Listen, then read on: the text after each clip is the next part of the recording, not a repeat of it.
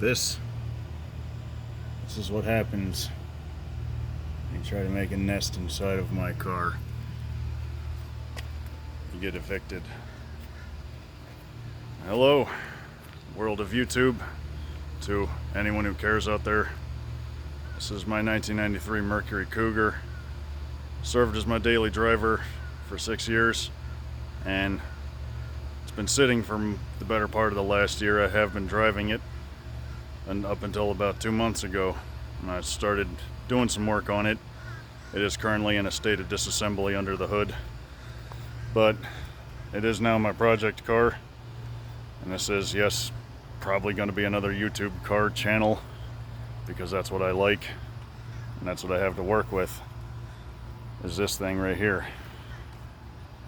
And it needs a lot of help. After 6 years of being my daily driver, it was a really good car, but it's no longer worthy of daily driver status because of all the problems. I just give a walk around of this thing. If you've seen my videos before, you can compare it to this one and see how nice it was then compared to now.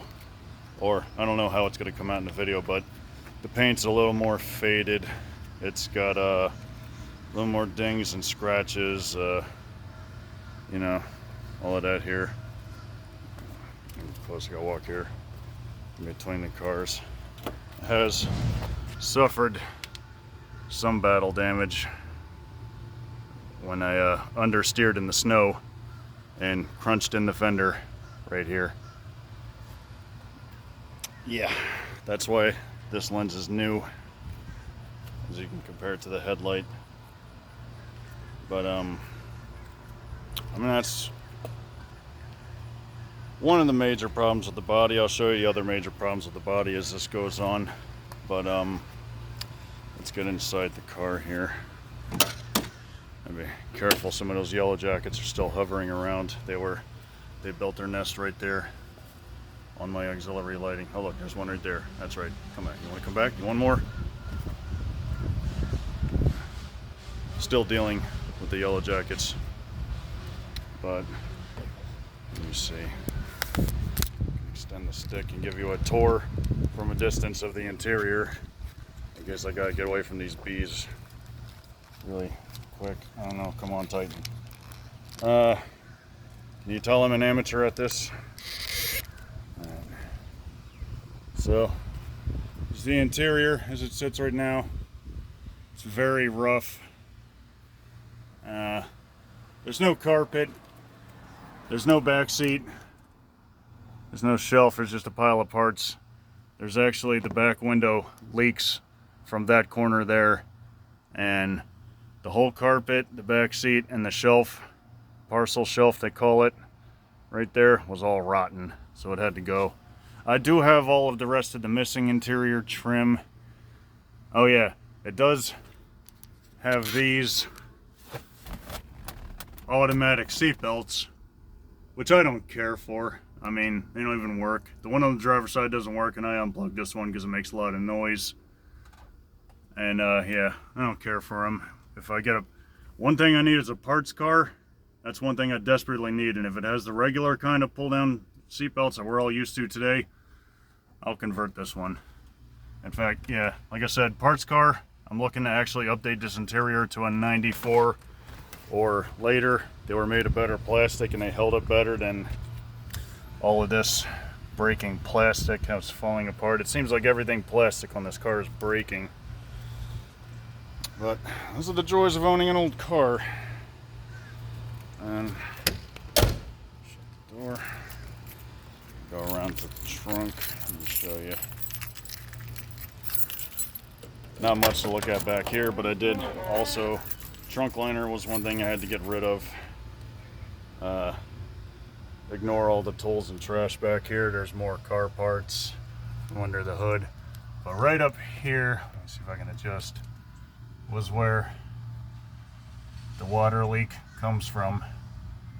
And yes, it has caused a few major issues with this car, which I'll get into in a minute. But, oh, and there's also a metal brace that's supposed to bolt up right here.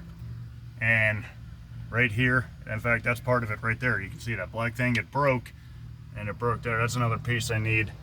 Again, I'm only going to be able to get it from a parts car. So, go around and get into the something fell into the passenger door. I can't open this up all the way. My brother's car is in the way. He's got a Cobalt right now. This is my brother's car. He's got the gas tank out right now because it's got a leaky fuel sending unit line. If anybody knows anything about these cars, that's a common problem, and he's dealing with that right now. But right here, I can show you the worst rust spot on the car is this intake gasket right here behind the passenger seat. This, I don't even want to touch it. It's so bad it's probably going to rust through. But one of the things was, when this car was sitting, whenever it would rain, water would leak in and the carpet would get wet right here, and it's soaked through this metal and it's rusted bad. In fact, I don't know if you'll be able to see it, but if I go underneath of the car, you'll be able to see the bubbling rust underneath around that plug. I did spray fluid film on it. There's lots of fluid film on this car if it looks greasy.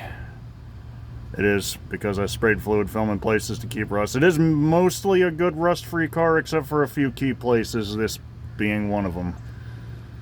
So, can't really see it in the footage, but if you look closely, it is bubbled through rust. That's the worst rust spot on the car. The second worst rust spots are the bottom sides of these doors here. I don't know if you can see that, but the bottoms of these doors are pretty. You know, let me go to the driver's side. There's more sunlight. Plus, I think that one's worse.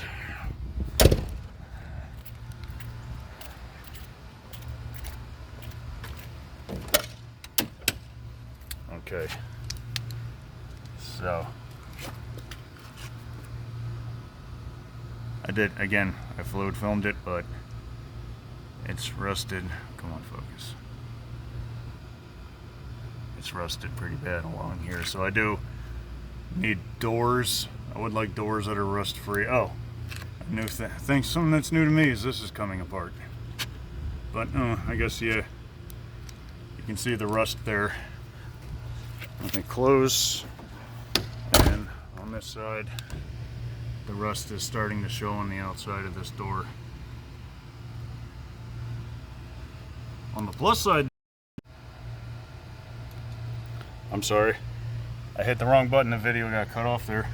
But yeah, rusty along the bottom of the doors. Someone driving by. Rust permeating around the outside of the doors, but the rocker panels on both sides, nice and solid. There's still lots of good body metal on this car. It's just that floorboard, the underside of the doors, and there's also a rust spot inside the trunk that's actually very minor. Another problem I have with this car, I did replace a lot of the front suspension that needed it, but this keeps happening and I don't know why. I don't know if you can see that, but I'm actually pushing the whole wheel forward because there's a bushing underneath it here. Even though I got one made out of polyurethane, after 2 years, ended up blowing out. And when it blows out, that wheel becomes floppy. And that's one major issue that'll have to be addressed to make this car drivable again. Sorry, someone else driving by. But yeah, that issue will have to be addressed. I don't know if anybody out there who cares, anybody watching knows anything about these cars.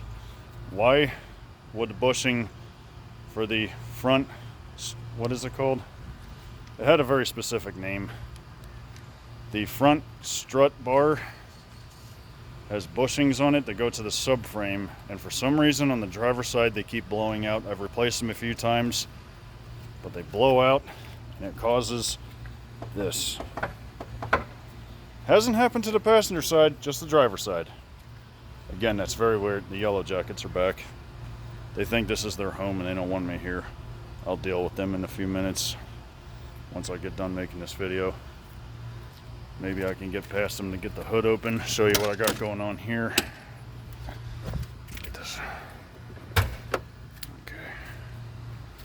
Alright. I'm gonna have to pause the video a second. So now I got the hood up. I have to, this is my handy 1x prop rod stick, because the hood struts have failed. But as you can see, this is the state of disassembly it sits right now. This is a Ford 302 5-liter with the upper intake plenum off. The heater hoses have been removed. The air intake box, filter, battery, fan shroud, serpentine belt, all of that's gone. My serpentine belt was chewed up because one time before I had to replace this water pump and I ended up messing up the water pump pulley. Couldn't find an original one, but I found one that did fit and work. But sorry, another car going by. People have no consideration with people trying to film a YouTube video here. But yeah, I got the wrong pulley for this. It did work. It caused no adverse effect to the motor other than the belt got chewed up around one edge because it doesn't line up right. So that's another thing I need a parts car for, is the correct water pump pulley for this thing. This is a new radiator. I had to replace it a few years ago as well. Another weird problem that I wish I could show you, but I can't because the car obviously doesn't run right now. Another car driving by. It's like rush hour right now. But it has a tendency to just randomly want to stall out while driving.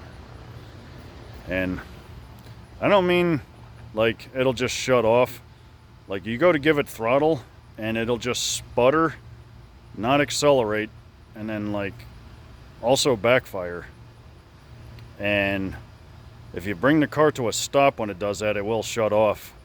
And then the only way to get it running again is to turn the key all the way in the off position before restarting it. Because if you don't do that, if you try to restart it, it'll just stumble and not run. So it's like the old IT method. You try turning it off and back on again, because that's the only thing that gets this thing running again once that problem starts kicking up. I mean, technically I could slap this thing back together really quick. The exhaust is completely absent from the car. I'll show you. There's the spark plugs.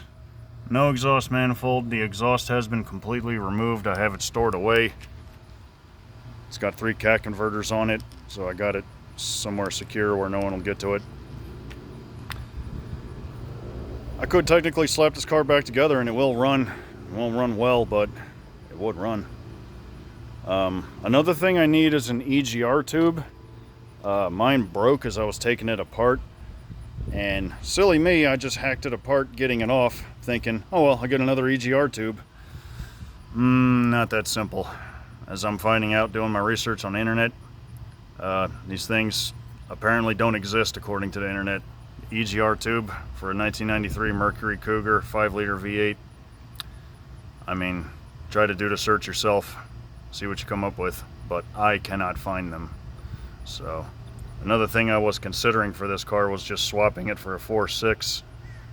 The later Cougars and T-Birds of this body style did come with 4.6s. The parts are available to just throw it in there. And it has slightly better horsepower potential, but I'm not sure. Right now, I am in a place where I can start putting money into this car, and I do plan on doing it. I'm going to film all the work I do to it. And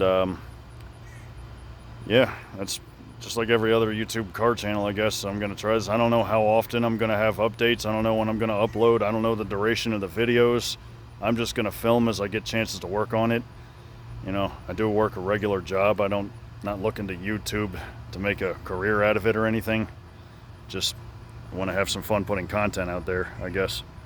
That's all I want to do. If I get some money out of it, that'd be great. So, yeah. This is a project car. Served as my daily driver for 6 years. This is my new daily driver. Had for the last year. Been one of the best daily drivers I ever had. But I'll make another video about that another day. I'm going to wrap up the video on the Cougar now. I don't know what else to say about it, but I mean, I hope to go far with this thing. It's sort of like a resto mod I want to go with. I do want to kind of keep it looking original. I do want it to have horsepower. I do want to have fun with it. I do want it to go fast. Let's see how it turns out.